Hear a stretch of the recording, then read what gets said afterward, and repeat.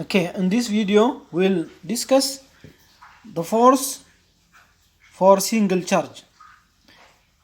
Okay, in our previous discussions we have discussed the magnetic field strengths or the magnetic field, its direction, and how we calculate the flux, okay, density or the flux strength of the magnetic field due to electric current carrying conductor.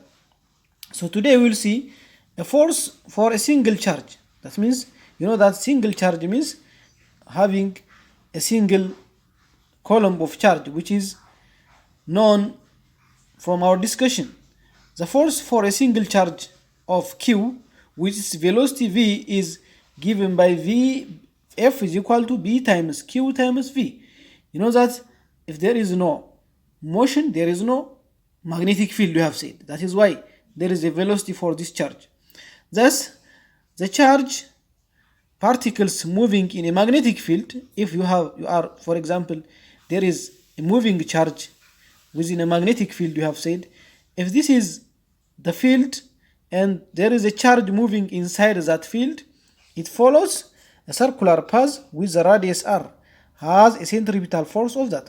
Because the charge is moving straight line, the force or the magnetic field is what? Circular in path, creating some loop-like structure. So the force is centripetal force. You know that centripetal force is center seeking force. Any moving body, circular moving body, has a centripetal force which is center seeking, its direction is to the center of the motion, mv square over r, which is equal to B times Q times V. B is magnetic field, Q is the charge, and V is the velocity of that moving charge. Therefore, B can be rearranged. B is equal to mv over qr. For this, please see example 4.4 in your textbook, page 134, for this simple discussion. And generally, we have three factors which affect our force on current carrying conductor: the current, the length of the wire, the strength of the magnetic field. We have, as we have said before. Note these 2 points. If the current is in the same direction as the lines of magnetic field, the force is zero, because force is equal to B times I times L times sine of theta. Sine of theta, if the angle is zero, it is zero.